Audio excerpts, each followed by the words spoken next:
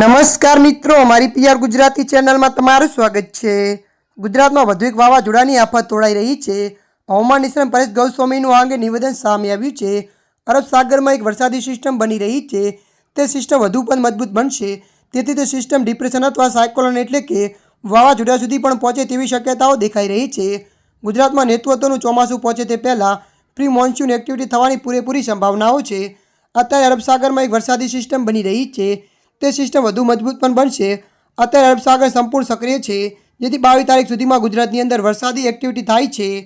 એક અઠવાડિયા સુધી ગુજરાતમાં મધ્યમ તો કોઈ જગ્યાએ ભારે અને અમુક જગ્યાએ અતિ ભારે વરસાદની સંભાવના રહેલી છે। તમને જણાવી દઈએ કે ભર ઉનાળે માવઠું થયા બાદ રાજ્યમાં હજુ પણ વરસાદની આગાહીઓ વ્યક્ત કરવામાં આવી છે। હવામાન વિભાગ અનુસાર રાજ્યમાં આગામી 7 દિવસ વરસાદની આગાહી છે।